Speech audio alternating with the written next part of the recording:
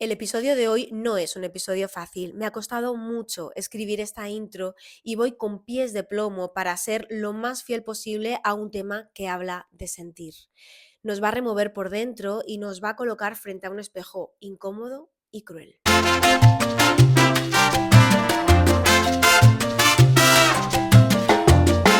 Pensamientos de una viandante. Porque Woman World solo hay una y a ti te encontré en la calle. Hoy vamos a hablar de un tema muy delicado, muy silenciado y muy doloroso. Un tema considerado tabú, pero que sin embargo afecta a casi 3 millones de personas y a 230.000 en grado severo, solo en España según datos del INE. Vamos a hablar de depresión, un término normalizado que se utiliza casi como broma o cuando estamos algo tristes. Pero la depresión va más allá, es mucho más. La depresión es la profunda nada, el vacío completo, la oscuridad más honda. La depresión nos convierte en ceniza. Y esa depresión, esa nada como en la historia interminable, puede llevarnos a querernos sumergir en esas aguas del olvido, en ese pozo profundo donde descansar por fin de tanto dolor, de tanta ausencia. El capítulo de hoy no es un episodio fácil, pero antes de comenzar, si tú que me escuchas hoy te encuentras en estos momentos sufriendo de manera tan honda, quédate y escúchanos. Quienes estamos aquí hoy te entendemos y sabemos que no es fácil pedir ayuda, pero si en algún momento lo necesitas, en España existe el teléfono 024, que es gratis, está activo 24 horas los 365 días del año y en Instagram, si necesitas hacerlo a través de redes sociales, al escribir depresión en el buscador, aparece un mensaje que reza: obtén ayuda, que nos lleva al teléfono de la esperanza. Es el 717-003-717.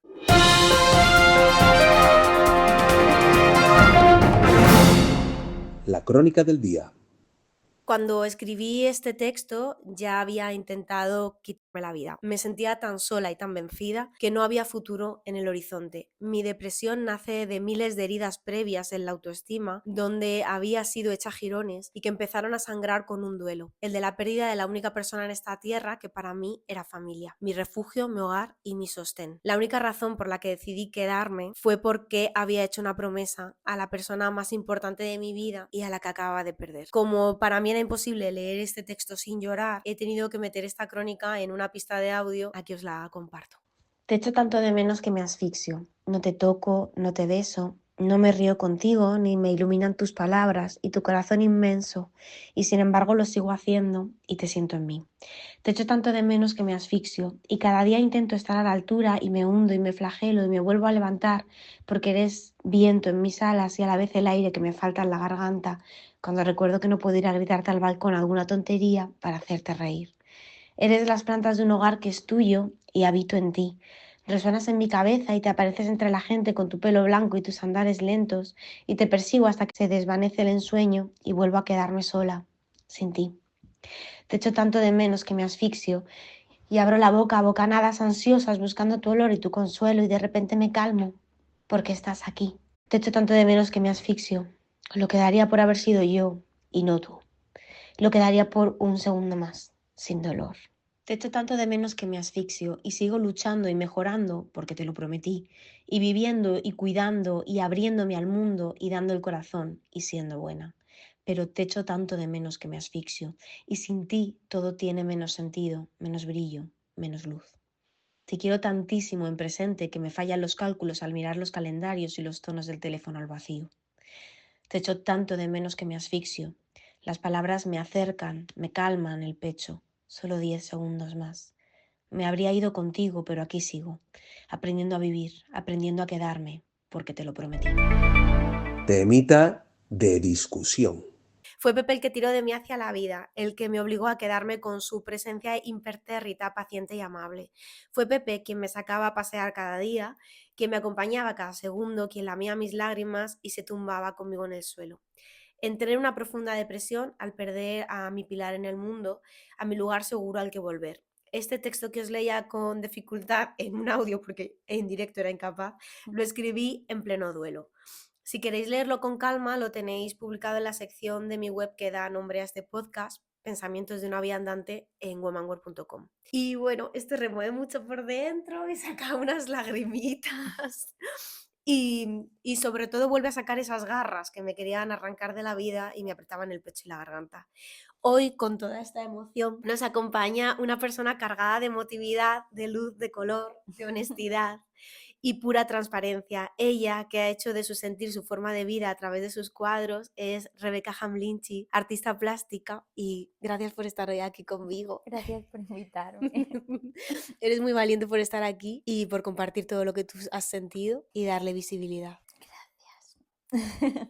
Tienes en la bio de tu web una frase que me gustó mucho que dice: los acrílicos se dispensan sin receta médica. ¿Volcarte en tu pintura te ayudó a superar los momentos en los que has estado tan triste? Cuando he estado mal, no podía pintar. Pero anteriormente siempre ha sido una vía de escape. O sea, yo siempre digo que mi mente solo se calma, solo hace foco en una cosa cuando estoy pintando. El resto del tiempo, millones de pensamientos me abruman. Y sin embargo, pintando es de la única manera en la que consigo en mi cerebro haya silencio. ¿Cómo te das cuenta de que estás al borde de ese precipicio, de esa nada que contábamos al principio? No me di cuenta. Todo estaba bien, yo sonreía, estaba en un momento súper bueno laboral. Un día dije, ya está, has hecho todo lo que tenías que hacer en esta vida. No hay nada nuevo. Entonces, métete. O sea, todo esto lo estoy contando desde mi experiencia sin ser psicóloga, lo que yo he vivido y lo que yo he aprendido de mi proceso. O sea, lo que yo os recomiendo es que acudáis a un profesional si os lo podéis permitir. Y si no, está el teléfono 024 que es gratuito y Sí. el teléfono de la esperanza también. Sí. Pedir ayuda profesional que nos acompañe. De hecho, hay un proyecto que me gusta mucho que se llama La Última Foto. Es porque siempre piensas que como que la depresión da señales. La última foto que se hicieron personas antes de suicidarse y están sonriendo en el fútbol con su hijo, de fiesta con las amigas. Te invade una negrura, una desesperanza que yo entiendo que en mí se había ido gestando a lo largo de mucho tiempo, pero esa idea no llegó hasta ese momento. Nos enseñan que es algo que da vergüenza y que ahora hablaremos más profundamente sobre esto, como algo que nos tenemos que avergonzar porque como que hemos perdido la batalla. Y en parte sí, pero en mi caso era que yo ya no sé quién soy. Yo veía quién era antes viajando para arriba, para abajo, fuerte, tal, y yo veía a esa persona y decía, es que yo ya no soy esa persona más. Yo ya no sé quién soy. Entonces, ¿qué sentido tiene para mí? Y investigando para escribir este podcast lo mejor posible, porque al final soy completamente parcial porque he vivido lo mismo y por eso estamos aquí hablando de esto. Leía un reportaje en el que decía que cuando las personas en la foto de antes, ¿no? El día de antes, presentan calma, presentan incluso símiles de felicidad, pero están en calma porque saben que ya está, que ya no tienen que aguantar el dolor un día más, el vacío un día más. Lo dejan todo en orden para partir, pero claro, pensar que es la única salida es lo complicado de todo este proceso. Nadie quiere suicidarse. Nadie, solo quieres dejar de sufrir. Esto es una reflexión del último libro que publiqué, que es Sanatorio. El proceso de pasar de ser una persona totalmente normal a una persona que su vida estaba tan en riesgo que si no estaba vigilada en un centro psiquiátrico 24 horas, no se hacían conmigo. Y el vivir en el psiquiátrico y demás. El suicidio es una solución permanente a un problema que es temporal. O sea, yo entiendo que si ahora mismo nos estás viendo y estás sintiendo eso que ambas hemos sentido, es bastante probable que no nos creas y que digas, no te puedes hacer una idea de lo que estoy sufriendo, esto no tiene solución. La tiene. Un trabajo muy duro, es una enfermedad muy complicada que además cuenta con el desconocimiento absoluto de casi todo lo que te vas a encontrar alrededor. Hay muy pocas personas que entienden cómo funciona esta enfermedad, sobre todo en un mundo en el que estamos como diseñados, en que nuestro valor es lo productivos que somos. Lo productivo y lo social. Es Sí. como tienes que ser muy simpática, tienes que ser amable, no te puedes permitir ponerte triste, ponerte mal o quejarte de alguna situación porque entonces ya eres problemática. Sí, y es como muy difícil entender que no eres tú, que es la enfermedad. Igual que si tienes varicelas, te llenas de granitos, pican, pues cuando tienes una depresión, el que no puedas ver ningún tipo de esperanza es un síntoma, no eres tú, estás enfermo. Para mí fue súper revelador una imagen que vi en Instagram que era como un tag Del cerebro, los colores. del cerebro, sí. Cuando tienes depresión, las áreas que están apagadas, o sea, y un cerebro sano, todas las que están encendidas. Brillante. Sí, era prácticamente como un cerebro con Alzheimer, sin tener yo ni idea de medicina, ¿sabes? Sino las zonas que veía iluminadas, las que veía apagadas. A una persona con Alzheimer nos sentiríamos con la libertad de decirle, no, es que te faltan ganas. Tienes que ser más valiente con lo fuerte que tú eres. Y es como, bueno, es que es culpa mía ahora sentirme Levántate de así. la cama y seguro que si te da el sol más. Bájate de cañas. Es que si no vienes nunca... Creo que es una enfermedad que es como una trampa también, porque como es tan difícil de entender y tú emanas oscuridad, ¿sabes? Porque te sientes así. Hay muy pocas personas que quieran estar a tu lado. Entonces de repente pasas de tener un círculo de amigos enorme enorme a estar sola.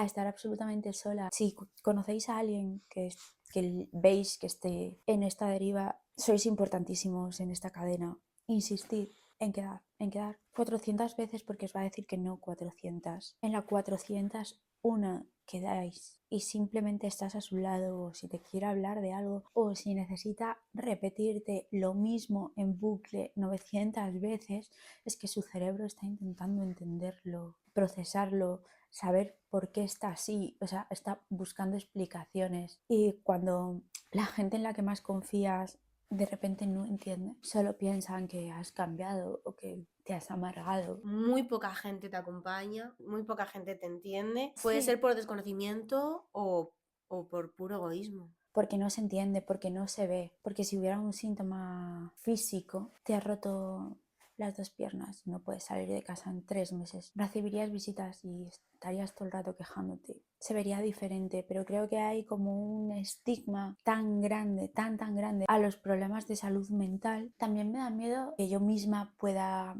decir algo que a otra persona no le haga bien. Por eso hago mucho foco en que yo no soy una profesional de la salud, que yo solo cuento mi experiencia para que no sientas que estás solo, que eres la única persona en el mundo viviendo esto. Ponte en manos de profesionales. Por eso es importante vencer o intentar vencer, aunque sea un pelín, ese miedo y llamar a teléfonos especializados o ir a un psicólogo, que si podemos permitirnoslo, pero si no, están estos teléfonos que de verdad son personas acostumbradas a hablar con gente con depresión, con gente con ansiedad, con gente con problemas y que nos van a saber orientar y que sobre todo cuando les contemos lo que estamos sintiendo, nos van a decir, te entiendo, es normal lo que estás sintiendo es esto, se llama así, y vamos a sentir un refugio en el que de repente tenemos un huequito y nadie nos juzga. Sí. Por eso es Y además te importante. dan herramientas para salir del bucle. Yo tenía una caja de emergencia con mis contactos de emergencia. Hay un podcast que habla solo de esto, que se llama Quédate conmigo podcast. Teníamos como una serie de números de contactos a los que llamar en metralleta. El comienzo de la ideación suicida con acción, o sea, con que lo vas a hacer, dura aproximadamente 90 minutos. Entonces, si en esos 90 minutos tú tienes alguien a quien llamar que te vaya tranquilizando, que te vaya dando pasos, que te distraiga en esos 90 minutos, que te vaya pidiendo que te alejes de cualquier cosa que te pueda hacer daño, que te pida tu localización. Pasar esos 90 minutos acompañado hace que al final, sí, te salva directamente. Pues, si alguna vez llegáis a ese punto también, está el 024 para momentos también muy de estos críticos. Y entonces ahí también te dan pasos de, vale, estoy teniendo un ataque de ansiedad, estoy teniendo un ataque de pánico, me encuentro al borde de una tentativa. Y te acompañan durante el tiempo que necesitas y además te van dando herramientas como para de alguna forma sacar esos pensamientos intrusivos e irte recolocando hasta que estés como en una equilibrio. regulación emocional. Cuando estás así, estás tan nublado que no sabes a quién recurrir, puedes recurrir a personas que no te saben acompañar y que te pueden hacer más daño. Entonces, tener estas herramientas es fundamental. Entre el absoluto desconocimiento y te falta fuerza de voluntad, levántate, O venga, ya échale llevas con huevos esto. a la A mí vida. me han llegado a decir, venga, que ya llevas mucho tiempo así. ¿Cuánto tiempo vas a estar así? La gente se va a Sí. hartar de ti, te va a dejar sola. Es como, wow, más presión. Justo lo Sí, que sí. necesitaba. ¿No crees que ya son demasiados años? ¿Hay alguien más arrepentida que yo y que sienta más culpa Culpa. que yo? Esos pensamientos son esas pequeñas garritas que nos quieren Mm. volver a coger por el cuello y decir, no, no, no, no. Pero si tú lo piensas, estos años han sido de un autoconocimiento brutal, de desnudarte de todo, quedarte sola contigo y volver a nacer. Sí, o sea, yo estoy en un momento de reinventarme en una profesión como la mía, que estás 6 meses fuera y desapareces, imagínate 5 años. Me dedicaba a viajar por el mundo haciendo reportajes. Claro, yo cuando paro todo eso, de repente era una persona completamente diferente a lo que se veía de mí, ¿no? Esa tía fuerte, luchadora, valiente, que va viajando por ahí sola. Y de repente yo era la nada más absoluta porque ya no sabía ni quién era. Me perdí completamente. Y cuando quise volver, me di cuenta de que no tenía ningún lugar al que volver, porque esa persona ya no existía más. Sí, O sea, sé sí, que yo eso es. fui esa persona y Sí. sé que sigue viviendo dentro de mí, pero a día de hoy yo ya no soy esa persona, porque ya tampoco tengo esa necesidad de hacer todo eso, porque ya lo hice. Entonces ahora estoy como en este redescubrimiento de desde dónde quiero seguir haciendo cosas sin perder mi esencia. Puedes reinventarte con quien quieras ser hoy, sabiendo de dónde vienes. Y entonces eso te hace más valiente también, porque sabes, tía, que la vida mañana se acaba y se acaba, porque ya has estado Sí, ahí. Y cuando te sí. empiezan a pasar muchas cosas malas, vuelves a caer ahí, porque ese pozo ya está ahí y ese camino está hecho. Por ejemplo, este año para mí ha sido durísimo. He ido haciendo el camino cuesta abajo y de repente cuando ya veía la primer warning, ¿no? De obras, de cuidado, que aquí hay un Sí. agujero, ya como me paro y decía, uy, conozco este camino. Ya estaba aquí, sé dónde No. estoy, sé dónde me pasa. No quiero seguir avanzando por él. Y me permite pedir ayuda. Y pedir ayuda al sitio indicado. A mí creo que el tratar de entender esa parte y perdonarla también me ha dado mucha paz. Me ha dado mucha paz pensar, es que nadie nos enseña a enfrentarnos a esto y nadie te enseña a acompañar. O sea, yo tuve una suerte increíble que mi ex, en cuanto se enteró, estuvo conmigo cada día. Fue mi enfermero, mi cocinero, mi cuidador, mi psicólogo, absolutamente todo. Desde una entereza muy difícil, porque la persona que había conocido no se parecía en absolutamente nada a la nueva. Él me decía, hoy has conseguido decidir ducharte. Eso es 1 milímetro más, 1 milímetro que no tenías ayer. Estamos en el buen camino. Qué bonito.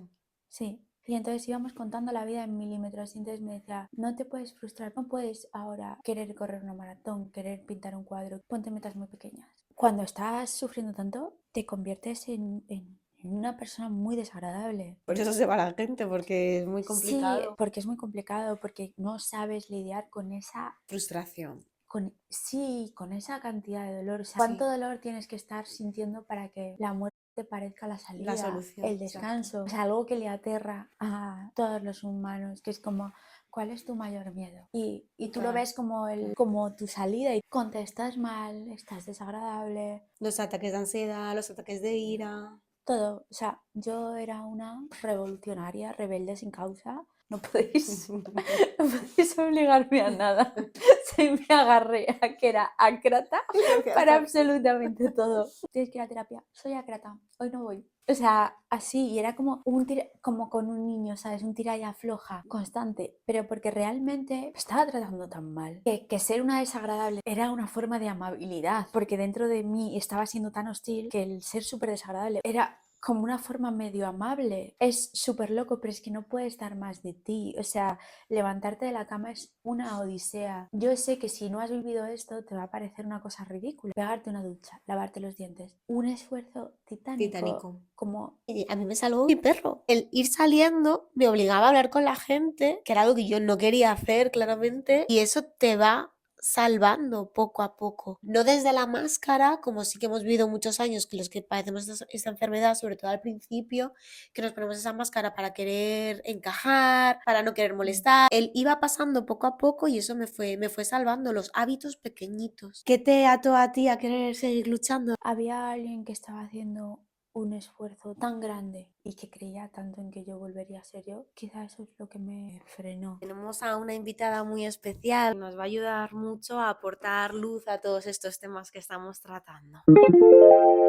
Las sabias del WhatsApp. Hoy nos acompaña la presidenta de la Asociación del Teléfono de la Esperanza, ASITES, María Guerrero. Ella es doctora en psicología y especializada en prevención del suicidio. La escuchamos. Hola, soy María Guerrero, soy doctora en psicología y presidenta de la Asociación Internacional del Teléfono de la Esperanza. El primer paso para pedir ayuda es vencer nuestros propios miedos. Muchas veces los miedos están relacionados con experiencias previas que han sido traumáticas. ¿Experiencias previas de qué tipo? Bueno, pues le he dicho a personas muy cercanas algo que me está pasando, me han juzgado o me han dicho lo que debería de hacer es o no me han atendido de la manera que yo necesitaba, no me han recogido. Con lo cual yo llego a la creencia de nadie me puede ayudar. El miedo que yo pueda tener, las resistencias que yo pueda tener,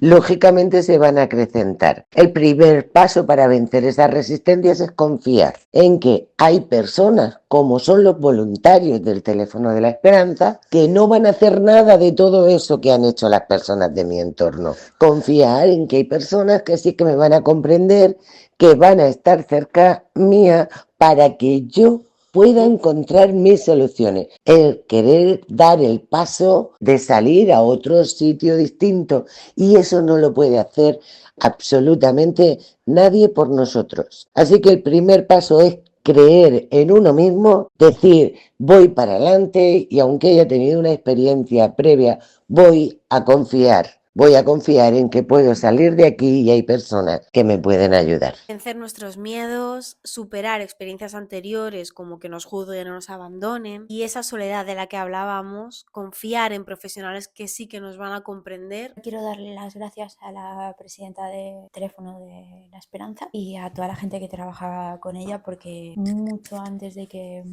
se hablara tan abiertamente de estos temas, ellos llevan muchos años trabajando, viven cosas muy, muy duras, muy difíciles, pero creo que hay muchas personas que están hoy aquí gracias a su trabajo, así que un profundo agradecimiento. ¿Cómo fue tu experiencia? La gente que me rodeaba creyó que era lo mejor para mí y me ingresaron. Pensaba que iba a estar unos pocos días y terminé allí casi 3 meses. 3 años y medio después publiqué el libro de sanatorio. Recibí un mensaje por Instagram de una chica que me dijo que se alegraba mucho de que me encontrara mejor y que hubiera podido salir adelante. Y entonces me dijo que era mi enfermera de la noche. Me dijo, no te dije nada nunca, que sabía quién eras, que te conocía, pero creía que si te decía algo te podía desequilibrar, hacer sentir vulnerable. Eso te da el grado de profesionalidad que hay y de lo poco que te van a juzgar porque lo están viendo cada día, porque cuando tú estás ahí piensas que eres la única persona que está viviendo eso, tu entorno no comprende y de repente llegas a un sitio que están tan preparados que una palabra bonita que podría ser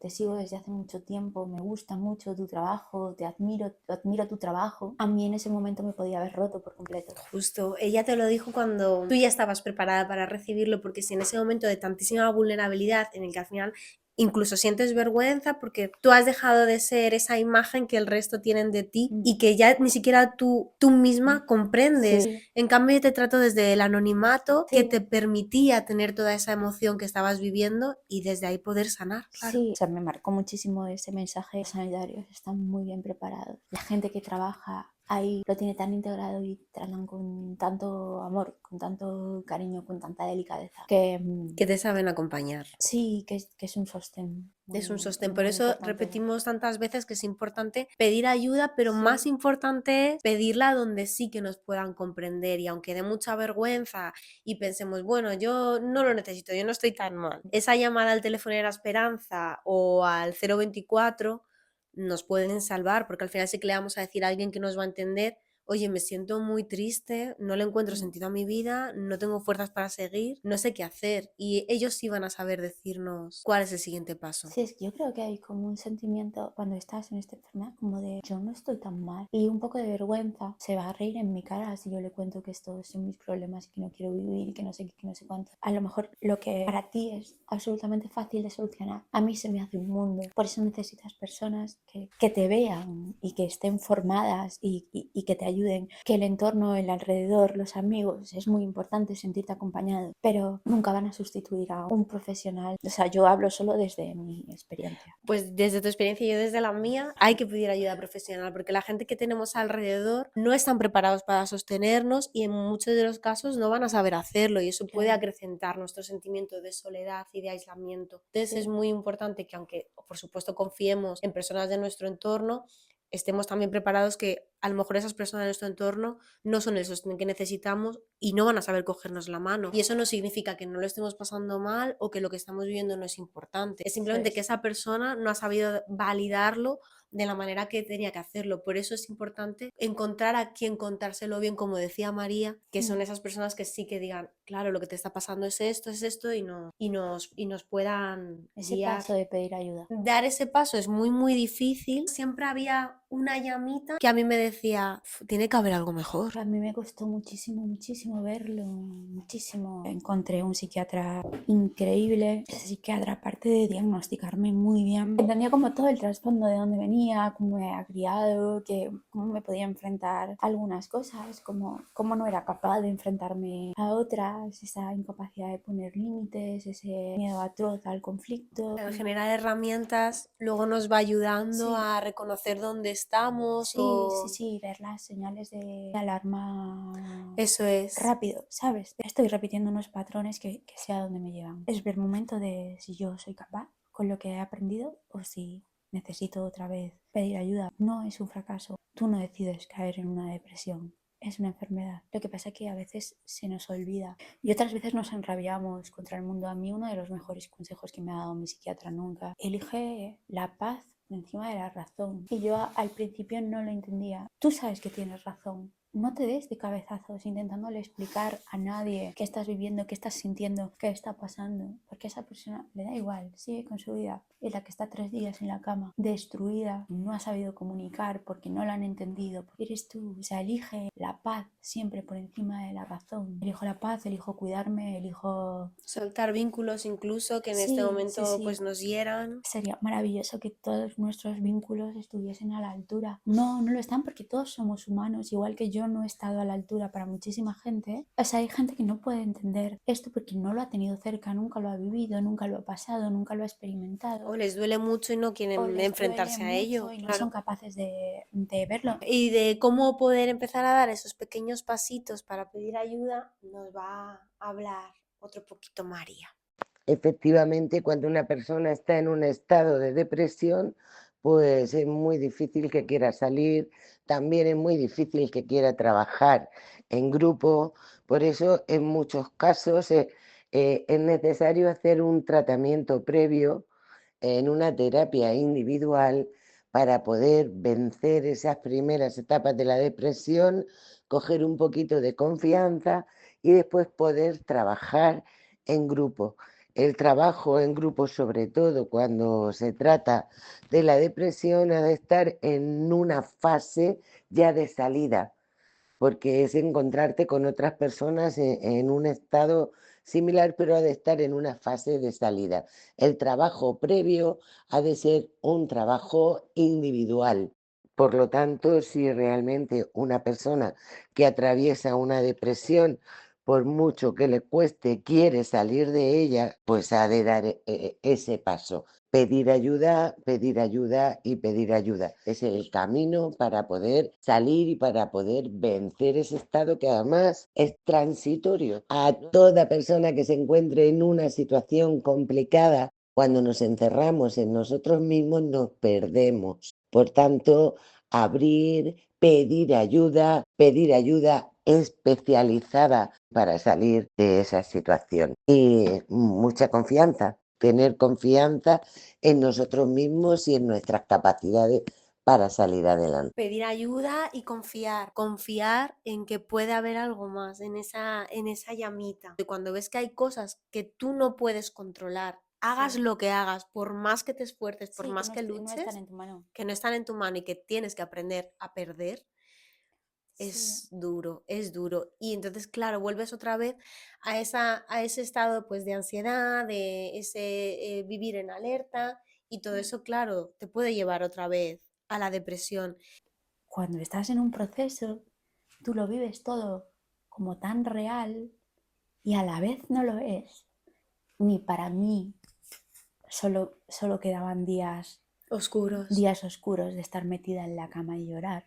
Vas evolucionando, vas aprendiendo de los errores que cometes. Vamos a escuchar un poco cómo acompañan desde el teléfono de la esperanza a los más jóvenes y a su entorno. Nosotros trabajamos en 3 niveles con los jóvenes a través de un programa que se llama Sé tú mismo, donde trabajan la autoestima, la comunicación, a transitar ese espacio de la infancia a la adolescencia tan complicado muchas veces. Trabajamos también con los padres que se trabajan a sí mismos para potenciar esa comunicación un poco más afectiva y efectiva. Y también trabajamos con los profesores, comprensión empática de las emociones, ayudar a expresar sus emociones, a tolerar la frustración, a pedir lo que necesitan.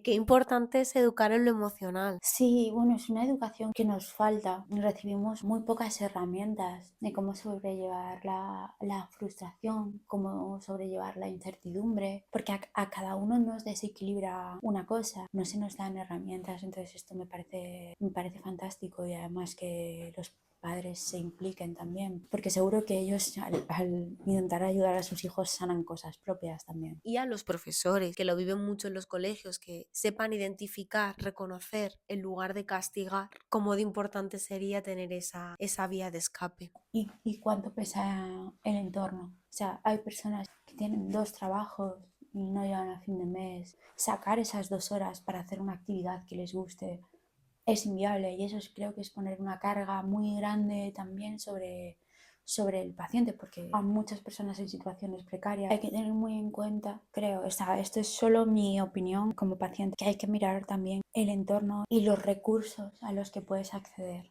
El tener en cuenta ese contexto que determina a esa persona, ya sea cultural, socioeconómico, heridas anteriores, para dar con un buen diagnóstico que nos pueda acompañar. A mí me angustia muchísimo el caso de los hombres. Nosotras tendemos más a la depresión, ¿sí? Muchísimos más hombres que mujeres. Creo que en el entorno de mujeres está mucho más normalizado hablar de emociones o de sentimientos. No sé si los hombres en sus grupos de amigos tienen esta capacidad y si son recibidas, si son tomadas en serio. Sí, ya para nosotras también es complicado el Sí. reconocer estoy mal, no soy quien soy, no llego.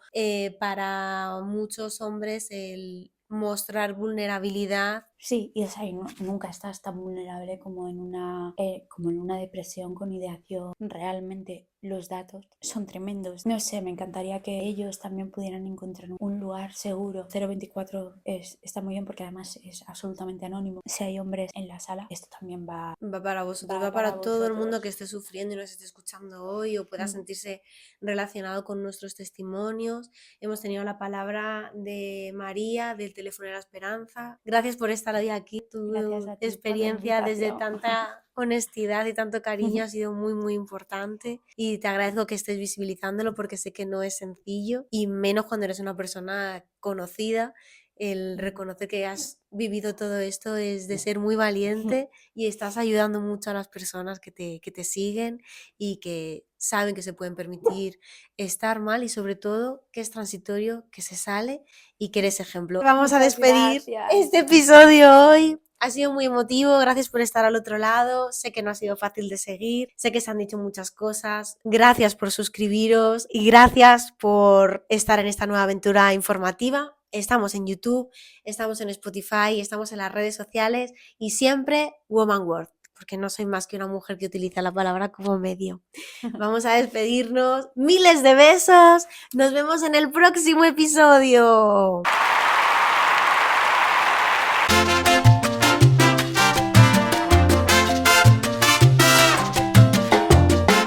Pensamientos de una viandante, un podcast escrito y dirigido por Woman World y en la voz en off un servidor, Sergio Alfaro, un cámara capaz de subirte a la Napurna.